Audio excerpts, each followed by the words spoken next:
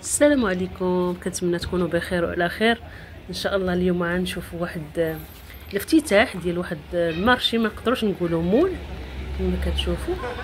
انا في الاول كان كيسحب لي مول، ولكن اكتشفت انه مارشي سميتو مارشي دار السلام. كما كتشوفوا جا في منطقه السويسي، المنطقه الهادئه. هذا النهار اللي جيت فيه هذا هو النهار الثاني ديال الافتتاح. هما كانوا داروا لي الافتتاح السبت وانا جيت الحد. المهم هذا هو المدخل، هاد الجهه كيعرضوا فيها الملابس كما كتشوفوا. هاد الفكره ديال هاد المارشي على حسب ما سمعت وعلى حسب المعلومات اللي خديت، انا الفكره مستوحاه من اسواق الاكل الاسبانيه، فين كيتعرضوا المنتوجات المحليه. المهم هذه ما البلاصه ديال منطقه السويسي كما كتشوفوا. هذا هو الخارج ديالها. سمحوا لي كنت خرجت ناخذ شي حاجه،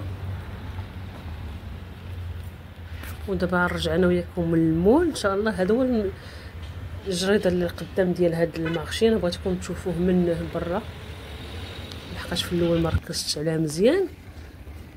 جا في هذه المنطقه هادئه كما كتشوفوا،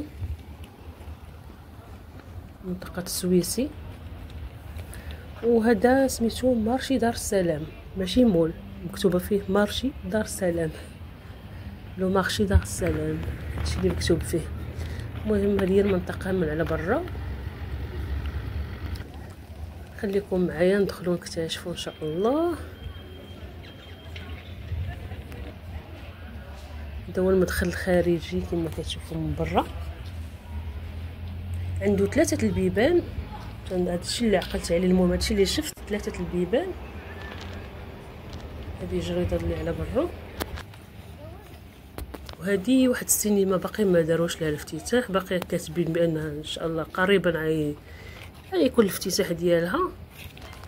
المهم باقي ما دارينش لها الافتتاح. وهذا هو المدخل الثاني ديالها من هذه الجهه، عنده تقريبا 3 البيبان. المهم هنا كاين متاجر داروا الافتتاح، حاطين السلع ديالهم. عنده واحد الطنبله قديمه دايرين حاطينها كديكور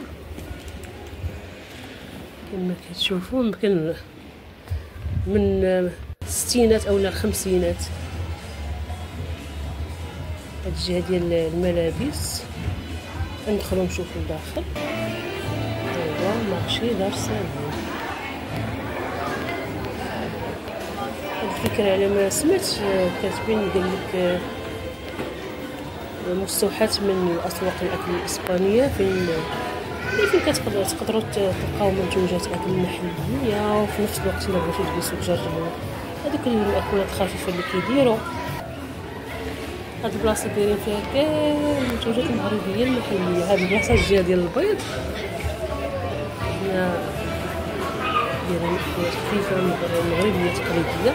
تقدروا تلقاو اولا تجربوا الببوش، دايرين حتى السفنج. هنا كيبيعوا الببوش والسفنج، تقدروا تاخذوه مع كاساتاي. هنا الفواكه كما كتشوف. هاد راه انفاس مع صاحبه الببوش، جايبين واحد الفواكه قليله في السوق. هنا كنا نشوفوا شنو نكتشفوا الجديد. كما كتشوفوا راه الببوش دايرينه في هذيك الحله، ويمكن تطلب لهم حتى اتاي معقوده. المهم هذه جهه الملابس. خرجنا شويه نشوفوا الجهه الاخرى. هذه الطنوبيله اللي قلت لكم من الستينات. هاد المارشي كتقدروا تلقاو فيه يعني المنتوجات المحليه المغربيه ديالنا، ودايرين فيها حتى مرجان ماركت، واحد الجهه بوحديتها. شي فواكه اول مره كنشوفها في الصراحه، واول مره كنكتشفها. بحال هذا الاسم الغريب ديال 40 درهم اول مره كنكتشفو. هادو راه كاينين في السوق كتشوفوهم بطبيعه الحال. المهم هذا هو النهار الثاني. هذا هو هذا ماركت مرجان ماركت. شيء جديد بطبيعه الحال، السوق جديد. هاد الجهه ديال ورود الزراعه، اللي كيبغي الزراعه اللي بغى يشري شي حاجه. هذا هو مرجان ماركت. كيبان لي انا كبر شويه على داك الاخرين اللي كيديروا في وسط الاحياء. تبارك الله هنا واخدين مساحه شويه كبيره جيد مقارنه مع دوك الميني ماركت اللي كيديروا في وسط الاحياء. هذا بان لي كبير مقارنه معاهم. هنا يمكن لك تاخذ اي حاجه. الجهه مطلع على فين كيبيعوا الورد من تحت من تما باقي ما بداش وحاطين الورد. هنايا مازال نكمل الطريق ان شاء الله، نشوفوا نكتشفوا الجديد واش كاين شي فرق بين هاد الماركت مرجان ماركت اللي هنا وبين اللي برا. المنتوجات اللي على برا كلها كاينه ديال البرونشري ديالهم. شوفوا الجديد ديالهم. هادشي كاين واحد الاختلاف بسيط، كاين شي منتوجات ما كتكونش في الاخرين ولكن شي زياده قليله ماشي شي حاجه. هذا هو شويه ديال الفرن. ناخذ شي حاجه من هنايا.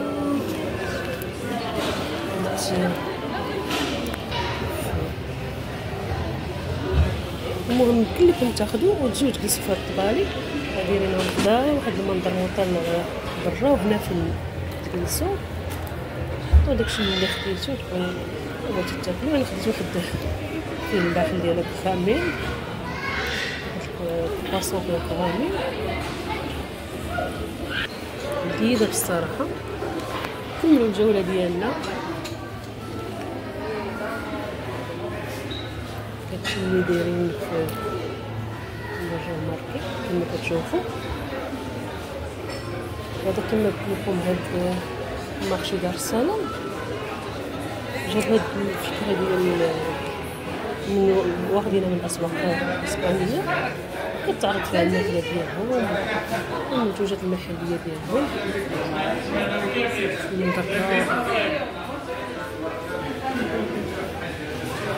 كنظن هاد الفكره كنظن وقعها اول مره في المغرب، لان غالبا كتكون مولات كبار شي بحال هكذا. هذا المارشي دار السلام هو ديال بلايص الطويبلات اللي يمكن لكم تاخذوا شي حاجه وتجيو تاكلوا فيها، حقاش ما كاينش غير البرونشري، كاين حتى واحد بحال ميني فريكار عندهم تعزل اللي بغيتي وتجي تاكل تما. دايرينها وكيطل على هذا المنظر الرائع الكامل. الجهه ديال الورود كاينه حتى الدونات اللي بغاها. محل جزارة داكشي رائع الصراحة. بزاف المحلات باقي ما داروش الافتتاح، يعني لحقاش كما كتعرفوا باقي جديد هذا المارشي. كاين واحد القهوه باقي ما دخلتش ليها الصراحه، هي ديال حتى هي فكره جديده سميتها مقهى الكولاجين. المشروبات اللي تيقدموا كيدعموها بالكولاجين البحري، يعني فاش كتاخذ مشروب كتستافدوا من الحصه المجانيه ديال الحصه المجانيه بما يسمى بالمارك الاحمر اللي يقوم بتحفيز الكولاجين في القشره ديال الوجه. هذه فكره جديده في المغرب، انا اول مره كنسمعها باقي ما سبقوهمش شي حد ليها. هنا لتحت داير الطابق التحتاني كاين واحد الصالون، كاين كيوسك كما كتشوفوا، كاين واحد المحل خياطه صغيور. انا لي طواليط اعزكم الله ديال طريبيات، الا عندك شي طريبيه صغيره يمكن تجيبوها هنا تبدلوا لي كوش. وهذه المساحه ديال الوضوء تبارك الله، ما نساو اي تفاصيل صغيره ما نساوهاش. يعني بغيتو تصليو هو داير لكم اماكن الوضوء تبارك الله، داكشي زوين. هنا مسجد خاص بالنساء، وكاينه الجهه الاخرى مسجد للرجال حاطين فيه الصلاه، يعني في اتجاه القبله. اذا كنتو مثلا في المارشي ودركم الوقت، الجهه ديال الرجال دايرين فيها قران محطوط تبارك الله، تسابيح. طالعين عاوتاني الفوق. باقي المحلات باقي مسدودين على ما بان لي، بزاف المحلات باقي مسدودين.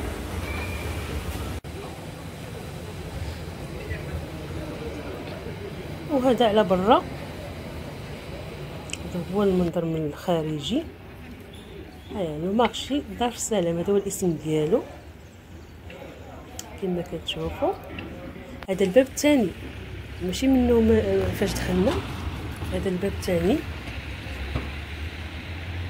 وهذا هو الباب الرئيسي. وهنا حدا هذا مرجان ماركت كما كتشوفوا، هو هذا المدخل ديالو. وهذا هو الحي الهادئ فين جا هذا مارشي دار السلام كما كتشوفوا.